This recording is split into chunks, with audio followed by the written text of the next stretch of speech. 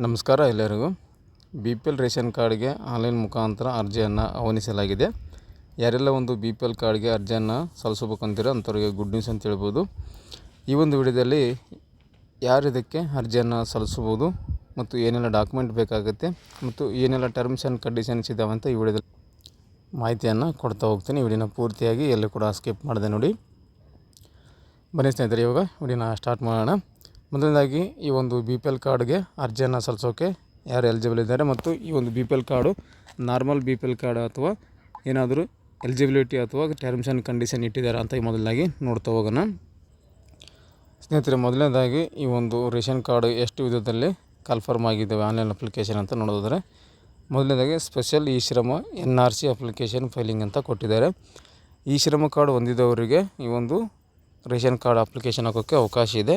Date ಬಂದು 4/10/2025ರಿಂದ 31/3/2026 ಬೆಳಗ್ಗೆ 10 ಗಂಟೆಯಿಂದ ಸಾಯಂಕಾಲ 5 ಗಂಟೆವರೆಗೆ ಅರ್ಜಿ ಹಾಕೋಕ್ಕೆ ಅವಕಾಶವನ್ನು ಕೊಟ್ಟಿದ್ದಾರೆ. ಅದೇ ರೀತಿಯಾಗಿ ಇವಾಗ ಸ್ಪೆಷಲ್ PVTG NRG ಅಪ್ಲಿಕೇಶನ್ ಅಂತ ಕೊಟ್ಟಿದ್ದಾರೆ ಫೈಲಿಂಗ್ ಅಂತ ನೋಡಿ. Special PVTG vantage tribal group NRC application ಅಂತ ಇದು ಕೂಡ 31/3/2026ವರೆಗೆ ಅರ್ಜಿ ಅವಕಾಶ ಕೊಟ್ಟಿದ್ದಾರೆ. ಬೆಳಗ್ಗೆ 10 ಗಂಟೆಯಿಂದ 5 ಗಂಟೆವರೆಗೆ ಅರ್ಜಿಯನ್ನು ಸಲ್ಲಿಸ್ಬೋದು. ಒಂದನೇದು ಈ ಶ್ರಮ ಕಾರ್ಡ್ ಮೇಲೆ ಇನ್ನೊಂದು ಸ್ಪೆಷಲ್ ಟ್ರೈಬಲ್ ಗ್ರೂಪ್ಗಳಿಗೆ ಅರ್ಜಿಯನ್ನು ಸಲ್ಲಿಸ್ಬೋದು. ಅದಾದ ನಂತರ ಸ್ಪೆಷಲ್ ಮೆಡಿಕಲ್ ಎಮರ್ಜೆನ್ಸಿ ಕೊಟ್ಟಿದ್ದಾರೆ. ಸ್ಪೆಷಲ್ ಎಮರ್ಜೆನ್ಸಿ ಪರ್ಪೋಸ್ ಆಗಿ ಈ ಒಂದು ರೇಷನ್ ಕಾರ್ಡನ್ನು ನೀಡಲಾಗ್ತಾ ಇದೆ. ಅಂದರೆ ನಿಮಗೆ ಮೆಡಿಕಲ್ ವೈದ್ಯಕೀಯ ಸಲುವಾಗಿ ಅಥವಾ ತುರ್ತು ಚಿಕಿತ್ಸೆಗಾಗಿ ಈ ಒಂದು ರೇಷನ್ ಕಾರ್ಡನ್ನು ಕೊಡಲಾಗ್ತಾ ಇದೆ. ಇದರಲ್ಲಿ ಇವೆರಡಕ್ಕಿಂತ ಇಂಪಾರ್ಟೆಂಟಾಗಿ ಇದಕ್ಕೆ ಜಲ್ದಿ ಒತ್ತನ್ನು ಕೊಡಲಾಗ್ತಾ ಇದೆ.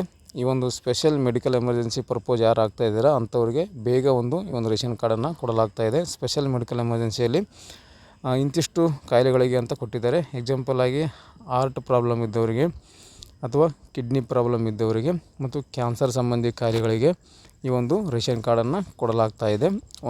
3 ದಿನದಲ್ಲೇ ಈ ಒಂದು ರೇಷನ್ ಕಾರ್ಡನ್ನು ಕೊಡಲಾಗ್ತಾ ಇದೆ. ಇದರ ಒಂದು ಕೊನೆಯ ದಿನಾಂಕ ಕೂಡ 31/3/2026 ಬೆಳಗ್ಗೆ 10 ಗಂಟೆಯಿಂದ ಸಾಯಂಕಾಲ 5 ಗಂಟೆವರೆಗೂ ಅವಕಾಶವನ್ನು ಕೊಟ್ಟಿದ್ದಾರೆ. 5 ಗಂಟೆಗೆ ಲಾಸ್ಟ್ ಆಗಿರುತ್ತೆ. ಯಾಕಂದರೆ ಇವಾಗ ತೋರಿಸ್ತಾ ಇಲ್ಲ. 5 ಗಂಟೆ ಚೆಕ್ ಮಾಡಿದಾಗ ನಮಗೆ ಮಧ್ಯಾಹ್ನ ಚೆಕ್ ಮಾಡಿದಾಗ ಆನ್ಲೈನ್ ಅಪ್ಲಿಕೇಶನ್ ಪ್ರಾರಂಭ ಆಗಿತ್ತು.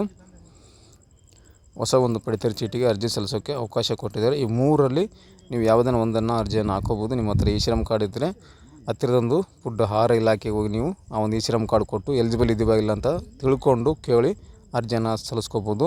ಇನ್ನೊಂದು ಸ್ಪೆಷಲ್ ಆಗಿ ಇರುವಂಥ ಟ್ರೈಬಲ್ ಗ್ರೂಪ್ಗಳಿಗೆ ಈ ಒಂದು ಅಪ್ಲಿಕೇಶನ್ ನೀಡಲಾಗ್ತಾಯಿದೆ. ಇದು ಮೈಸೂರು, ಕೊಡಗು ಆ ಕಡೆ ಒಂದು ಭಾಗದವರ ಜನರಿಗೆ ಟ್ರೈಬಲ್ ಗ್ರೂಪ್ಗಳಿಗೆ ಅಂದರೆ ಬುಡಕಟ್ಟು ಜನಾಂಗದವರಿಗೆ ಇದನ್ನು ಕೊಡಲಾಗ್ತಾ ಇದೆ. ಈ ಕಡೆ ನಮ್ಮ ಕಡೆ ಕಲಬುರಗಿ ಡಿವಿಷನ್ಗೆ ಸಂಬಂಧಪಟ್ಟ ಜಿಲ್ಲೆಗಳಿಗೆ ಇದನ್ನು ಕೊಡಲಾಗ್ತಾ ಇಲ್ಲ. ಆ ಕಡೆ ಭಾಗದವರಿಗೆ ಕೊಡಲಾಗ್ತಾಯಿದೆ.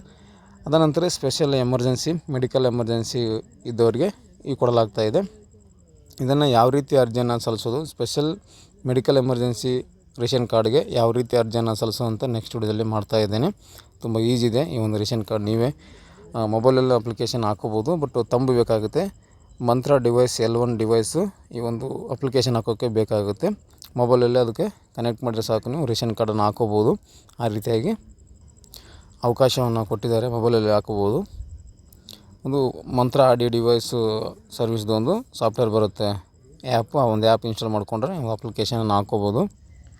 ಸ್ನೇಹಿತರೆ, ಒಂದು ರೇಷನ್ ಕಾರ್ಡ್ ಎಮರ್ಜೆನ್ಸಿ ಪರ್ಪಸ್ ನಿಮಗೆ ಬೇಕು ಅಂದರೆ ಇವು ಡಾಕ್ಯುಮೆಂಟನ್ನು ನೀವು ಹೊಂದಿರಬೇಕಾಗುತ್ತೆ. ಮೊದಲಿಗೆ ನಿಮ್ಮ ಒಂದು ಆಧಾರ್ ಕಾರ್ಡನ್ನು ಪಡೆದಿರಬೇಕು.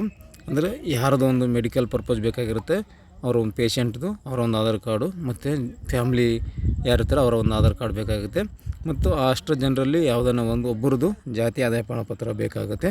ಮತ್ತು ಆಸ್ಪತ್ರೆ ದಾಖಲೆಗಳು ಬೇಕಾಗುತ್ತೆ. ಅಡ್ಮಿಟ್ ಆಗಿರೋ ಬಗ್ಗೆ ಮತ್ತು ಚಿಕಿತ್ಸೆ ಪಡೆದಿರೋ ಬಗ್ಗೆ, ಸ್ಕ್ಯಾನಿಂಗ್ ಆಗಿರ್ಬೋದು ಅಥವಾ ಸರ್ಜರಿ ಆಗಿರೋ ಬಗ್ಗೆ, ಸರ್ಜರಿ ಮುಂದೆ ಮಾಡ್ತೀವಿ ಅಂದರೆ ಅದ್ರ ಬಗ್ಗೆ ಒಂದು ಲೆಟರ್ ಕೂಡ ಬೇಕಾಗುತ್ತೆ. ಅಂದರೆ ಹಾಸ್ಪಿಟಲಲ್ಲಿ ಕೊಟ್ಟಿರ್ತಾರೆ ಆ ಒಂದು ಡಾಕ್ಯುಮೆಂಟು.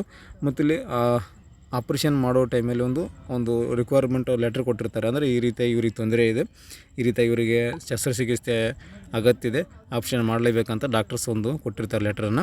ಆ ಒಂದು ಲೆಟ್ರನ್ನು ಕೂಡ ಇಲ್ಲಿ ನಿಮಗೆ ಫುಡ್ ಡಿಪಾರ್ಟ್ಮೆಂಟ್ಗೆ ಸಬ್ಮಿಟ್ ಮಾಡೋದಿರುತ್ತೆ. ಇವಿಷ್ಟು ಡಾಕ್ಯುಮೆಂಟ್ ಇದ್ದರೆ ನೀವು ಈ ಒಂದು ಮೆಡಿಕಲ್ ಎಮರ್ಜೆನ್ಸಿ ಪರ್ಪೋಸ್ ಆಗಿ ಅರ್ಜಿಯನ್ನು ನೀವು ಸಲ್ಲಿಸ್ಕೋಬೋದು.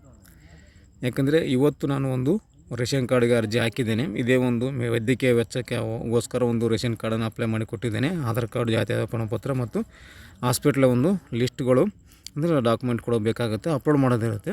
ನಾರ್ಮಲಾಗಿ ರೇಷನ್ ಕಾರ್ಡ್ ಅಪ್ಲೋಡ್ ಮಾಡುವಾಗ ಯಾವುದೇ ರೀತಿ ಡಾಕ್ಯುಮೆಂಟ್ ಅಪ್ಲೋಡ್ ಮಾಡೋದಿರುವುದಿಲ್ಲ. ಸೊ ಈ ಒಂದು ಮೆಡಿಕಲ್ ಪರ್ಪೋಸಾಗಿ ಏನಾದರೂ ನೀವು ಅಪ್ಲಿಕೇಶನ್ ಹಾಕಬೇಕಂದ್ರೆ ಅಲ್ಲಿ ನಿಮಗೆ ಅಪ್ಲೋಡ್ ಮಾಡೋಕ್ಕೆ ಅವಕಾಶವನ್ನು ಕೇಳುತ್ತೆ.